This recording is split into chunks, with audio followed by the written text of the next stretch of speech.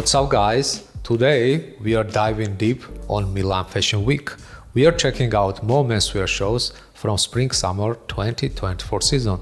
We are gonna take a look at Etro, JW Anderson, ZEGNA, MSGM and BARRETT. So today's video is part number 2 and you can check out part number 1 right there. Alright, let's get started.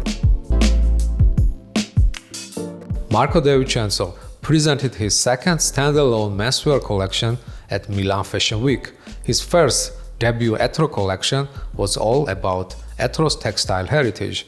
It was like a statement collection where he showed his commitment to take Etro's textile heritage to another level during his tenure. Marco De Vincenzo continues his Etro quest and comes back with the collection where he goes back one step closer to Etro heritage and DNA. This time, he delivers what he missed in the first collection. He brings back a touch of elegance, sensuality, and bohemian hippie vibes that the house is most famous for. The inspiration for this amazing collection comes from the 17th century book by Cesare Ripa that Marco found it by chance in the library in his hometown in Sicily. Cesare Ripa's Iconology is a book about allegorical images depicting virtues, qualities, and vices. They were using figurations to express concepts or hidden meanings, explained Marco De Vincenzo. Those images made him think about TikTok, memes, and GIFs, which are our non-verbal way of communicating through visuals. Anyways, all that enigmatic imagery found its way into the collection. Marco included illustrations of beauty, eternity, and lust in the garments. Once again, the designer relied on the house textile heritage. He combined various textures and fabrics to add depth to the collection. He used luxurious materials like silk, cashmere, and fine wool. The collection felt super relaxed and fluid. "I wanted shapes barely touching the body," said Marco. This was also true with tailoring. Oversized cut blazers had soft, jutting shoulders. They were worn with equally wide, comfortable pants or shorts. Etro is renowned for its exceptional use of prints and patterns. This time around, Marco mainly opted for geometric patterns, which he used extensively in tailoring and knitwear. Moreover, tapestry-inspired printed patterns were used in a wide range of roomy shirts and jackets. Other prints were optical in nature, and of course, we had a lot of floral embroideries and floral-inspired patterns as seen in lightweight pajamas and leather coats. Etro's color palette is rich and often deeply saturated. Bold and vibrant hues play a significant role in creating the brand's distinct visual impact. Some vibrancy was provided by a series of fuzzy jumpers which brought to mind textured Anatolian rugs. The final segment brought a series of fringed capes and coats. They were made from vintage blankets woven in abstract florals. Clearly, they referenced Etro's bohemian and eccentric nature. It was also a nod to the brand's nomadic roots. Etro's core values include exploration and cultural discovery, and the desire to experience the world through fashion. I feel like on the whole, Marco did a great job to capture the brand's core values. He also successfully evolved Etro's pattern-saturated aesthetic in his own distinct direction. Overall, it was super interesting, bold, and diverse collection. I feel like it has a potential to appeal to broader audience, especially to younger generations, probably even skaters and surfers.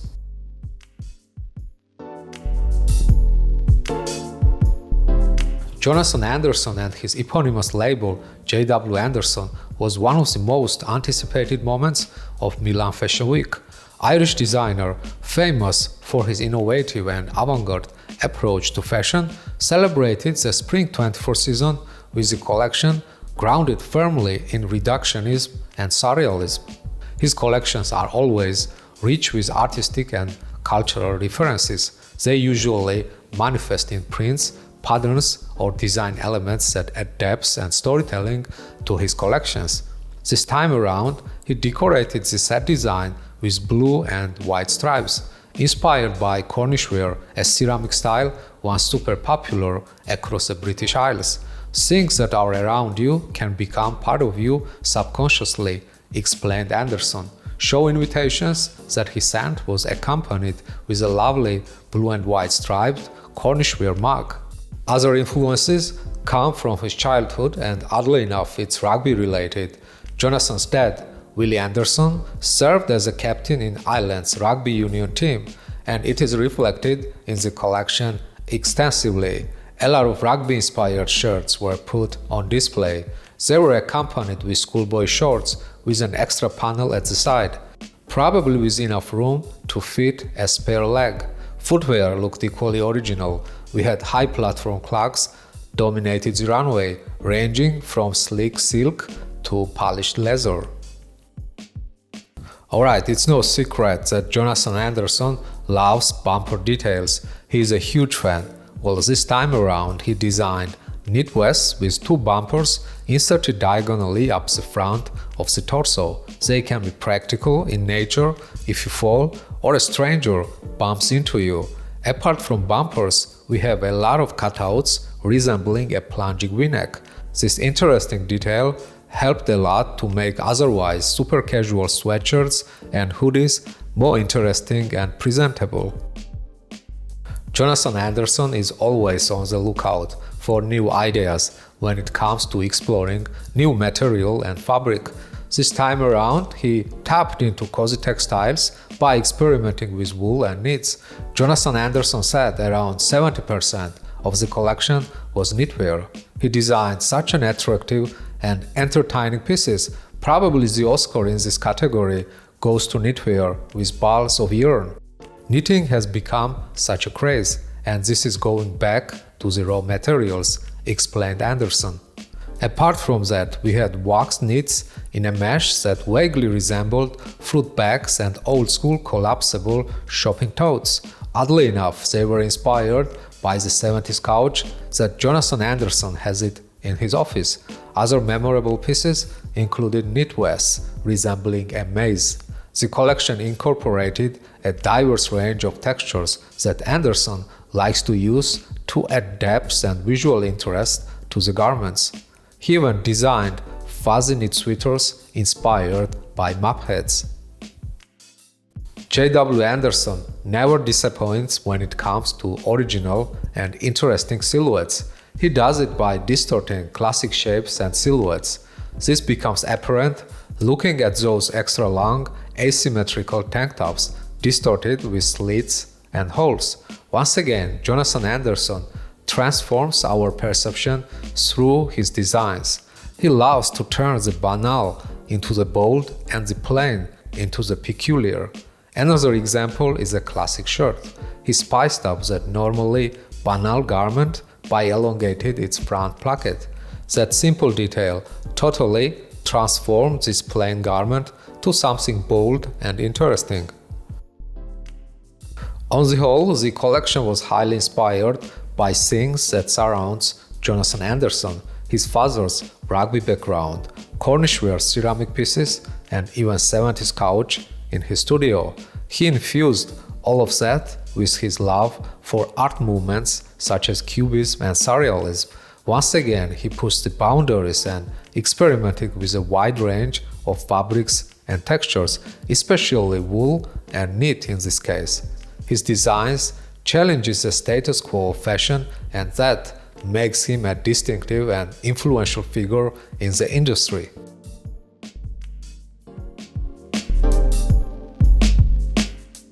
Artistic director of MSGM, Massimo Giorgetti, followed up on his Dreamers University collection from last season. This time around, he further explores dreams as a subject of inspiration. Massimo called this collection Sogno off-road. It translates as Dreams off-road. It was inspired by his recent trip to Tanzania. He repurposed the imagery captured on his iPhone during the trip and transformed it to a collection theme. Turns out, for Massimo, it was not only a physical trip, but also a spiritual one, because it also marked a journey in his self-awareness. Backstage, Massimo recalled the moment when he woke up at 5 in the morning to watch the sunrise and to go on safaris. Somehow this moment influenced and inspired the designer. Here is what he said, quote, "Metaphorically speaking, that's the moment dreams get interrupted because you have to wake up. But when you think about it, it also marks the moment in which you have to step up, turn them into reality, and become really aware of what you want." In other words, the passing of time and the process of growing up can become sentimental. Childhood dreams get somehow interrupted. You open your eyes and bang, you wake up as an adult. Massimo poured all these bittersweet feelings into a collection that felt and looked more mature and cohesive. "It's one of my most personal outings to date," said Massimo.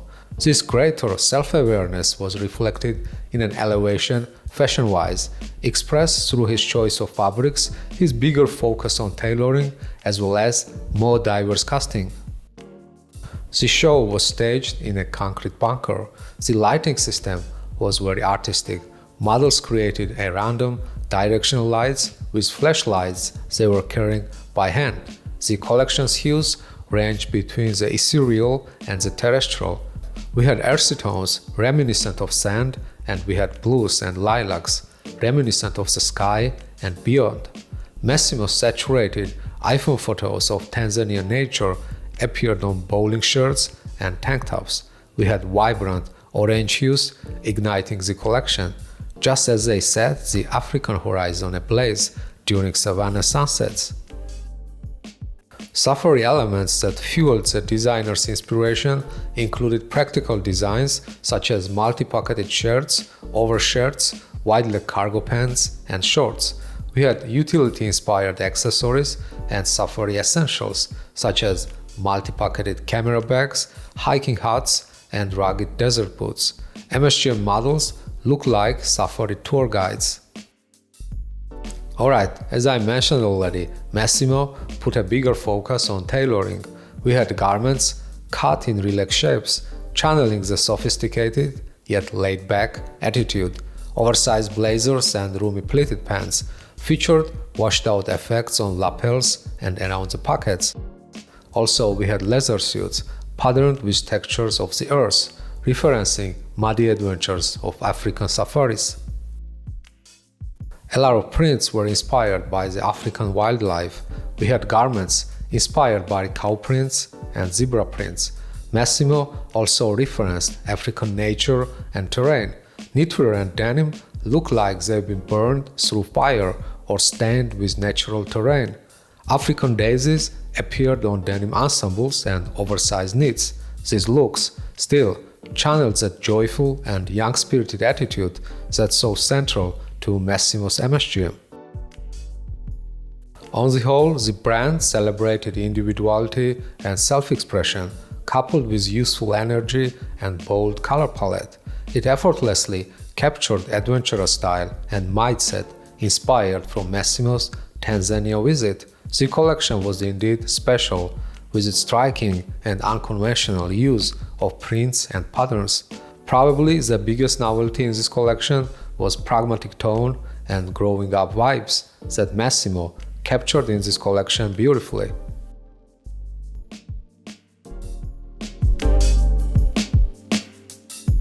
After seasons of variously staged presentations, Neil Barrett returned to a physical show as part of Milan's Fashion Week calendar.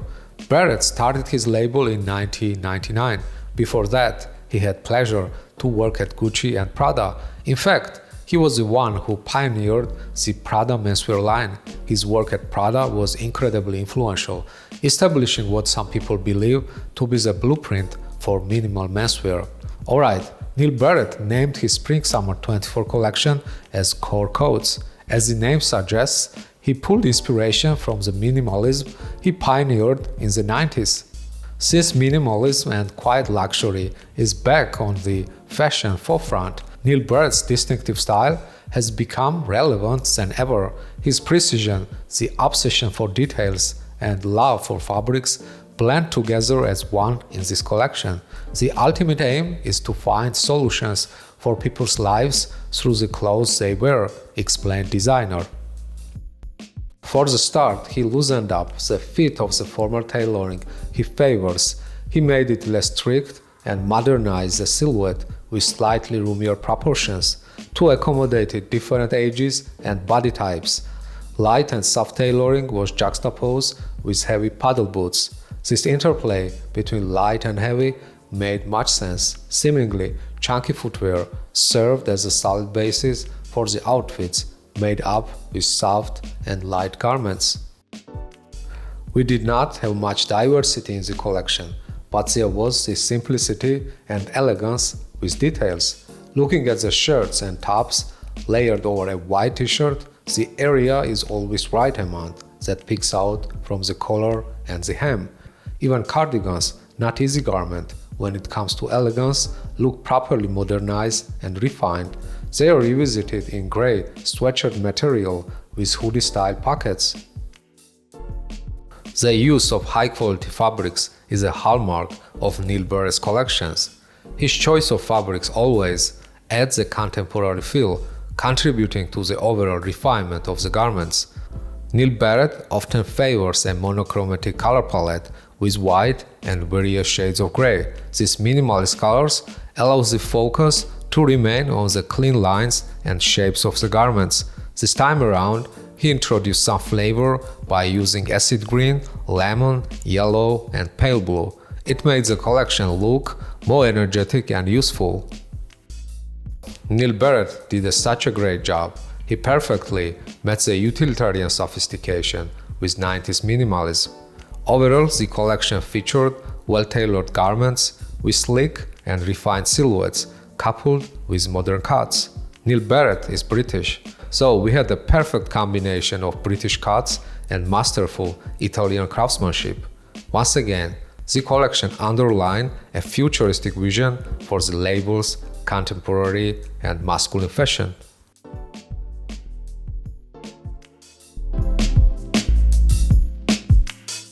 Italian fashion house ZEGNA presented Spring-Summer 24 collection at Milan Fashion Week. The creative director, Alessandro Sartori, called it "Oasis Linen."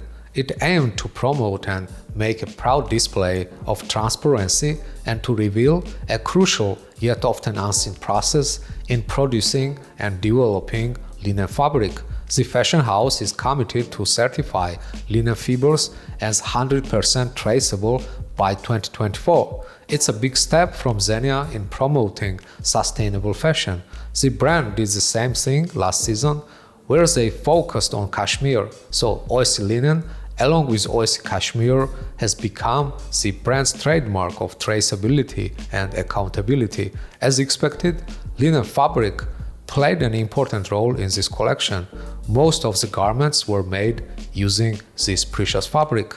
This show set was surrounded by 192 bales of raw linen. After the show, these bales were transported back to the factory to be used to create Oasis linen products.